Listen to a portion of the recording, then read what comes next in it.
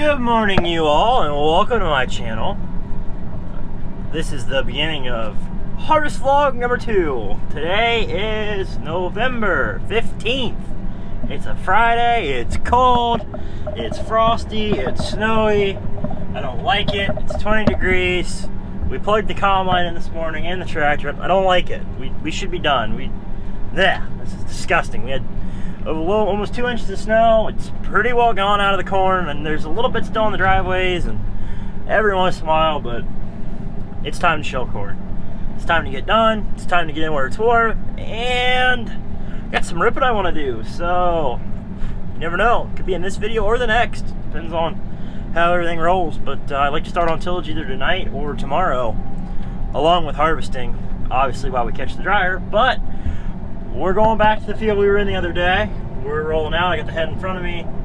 Grandpa's coming behind in the grain cart here in a little bit. We're gonna move over to this field, get the head on, come back, get the dryer running, get the trucks over there, and hopefully by 1 o'clock, most of this frost is pretty well melted off.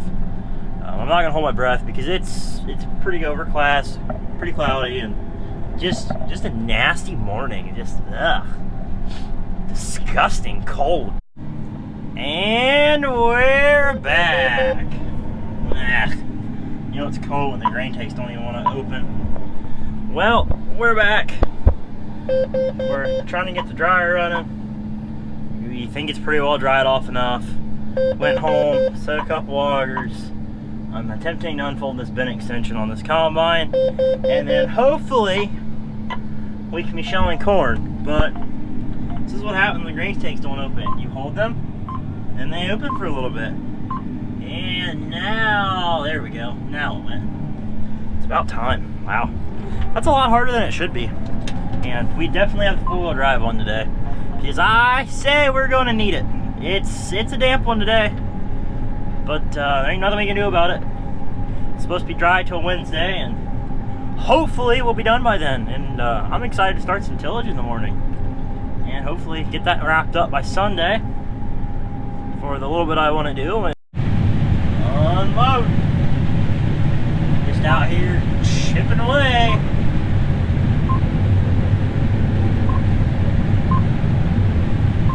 What a beautiful view. Knock on wood, cross your fingers. Things are rolling pretty good today. We're keeping busy, getting things done, filling the cart. As far as I know, the dryer's still running, which is always a good sign. It's always good to get out and check, especially shelling corn. These rough conditions.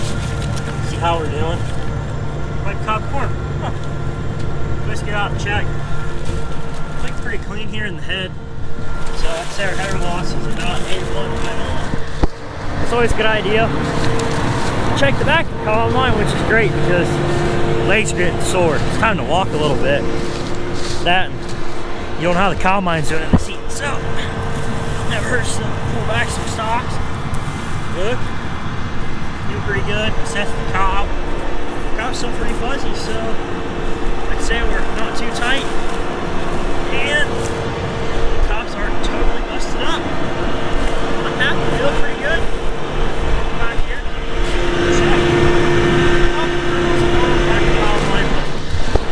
That happens.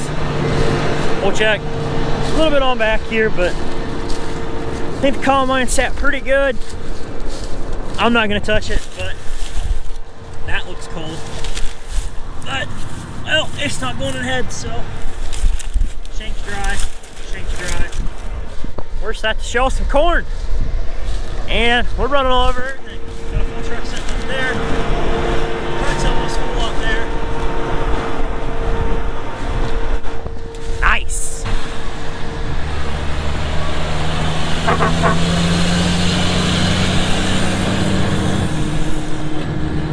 Quite frankly, these yields are out of the park. You know, having 230, 240 bushel corn planted on the 3rd of June on the insurance date, we didn't even know if we'd have a crop of corn back here, honestly. It's 20% moisture, 70 to 20%. I don't regret planting this field of corn at all.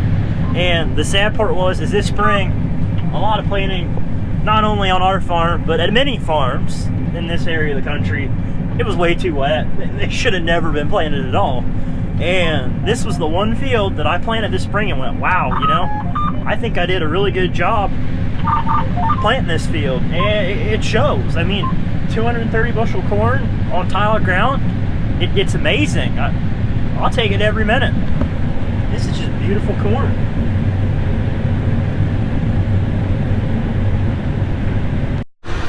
We're out here showing at the home farm today, and well, the field is half mile from the bins, so it has to be grain carted all the way to the bins through the woods because of our wet driveway. So I figured I'd take this moment while I'm waiting on a grain cart, which is inevitable. Who would think you need 2 grain carts for an 8-row machine? And check it out, the job I'm doing, you know?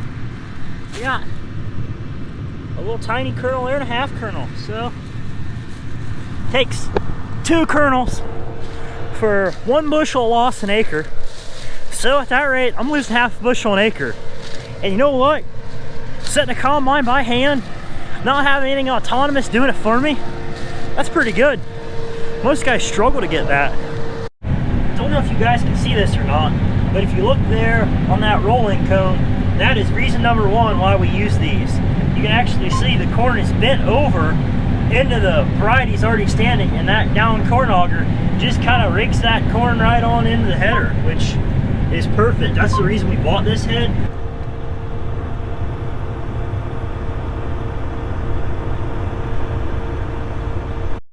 You know, John Deere, this is really aggravating. Cab corn, 2 kernels. When it runs over, it decides to run on the side and on the step. You can't clean it up on the step, there's holes in it, dear.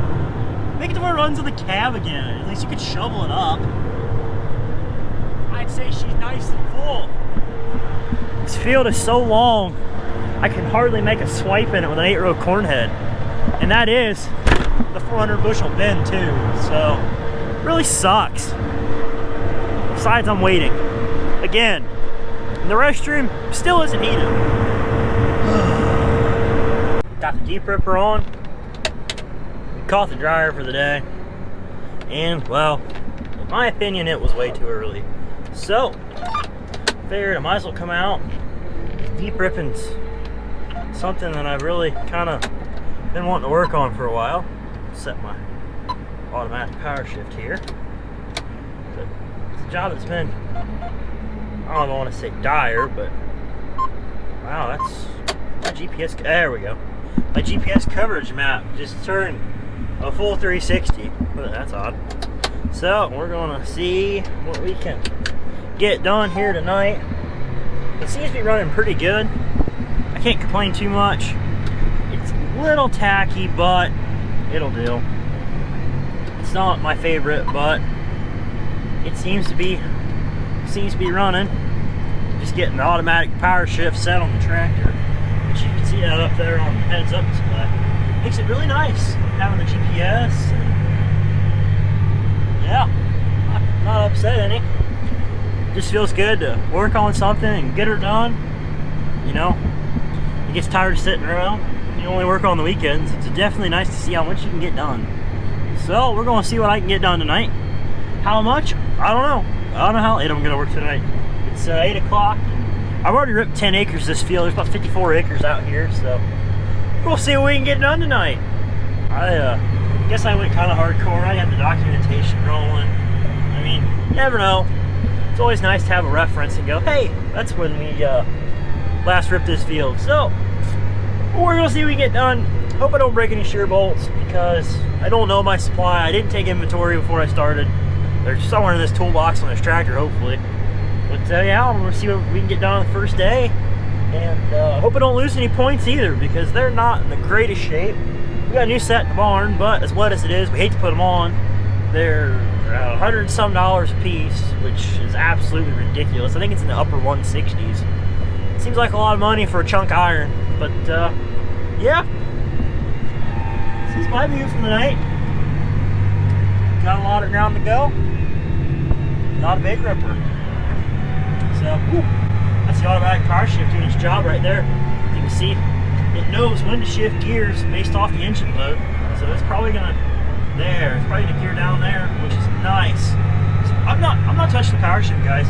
This power shift doing it all by itself, which this is awesome. Like, I can't believe I never knew how to use this feature. Shout out to my college roommate for teaching me that one. You know who you are, Colton. You might as well be smug. Post a comment. I don't care. Thanks for teaching me that one. You know, you run these tractors for years and years and never knew it. So, right on, buddy. Thank you. But keep posted.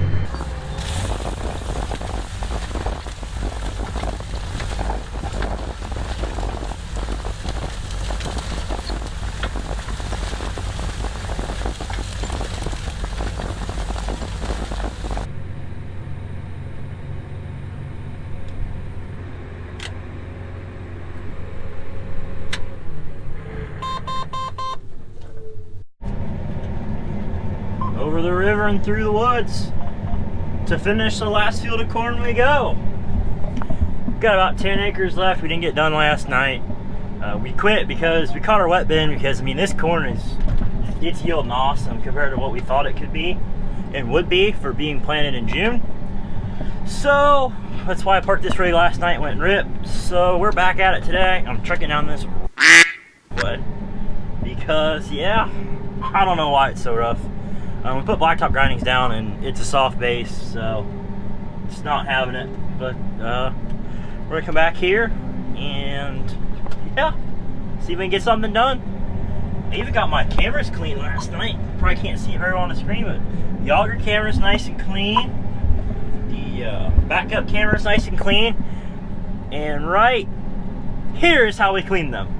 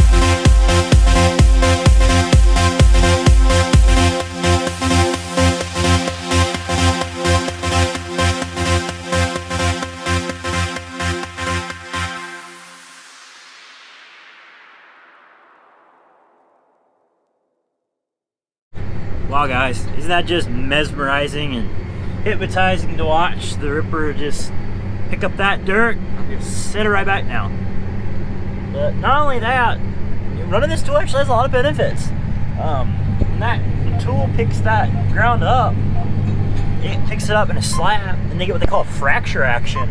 So in its essence here, I'm going through the field breaking up soil compaction, which can help promote root growth, help higher yields.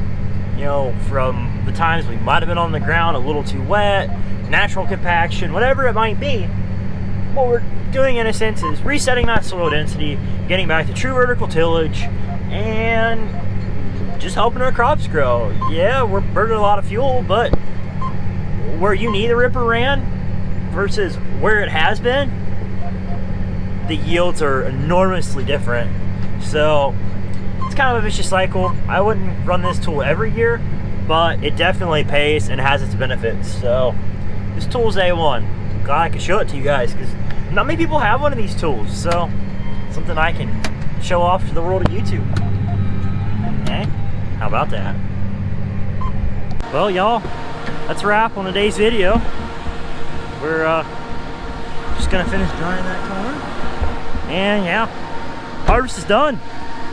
So if you enjoyed this video, scroll down, smack that like button, and if you feel so inclined, please do subscribe.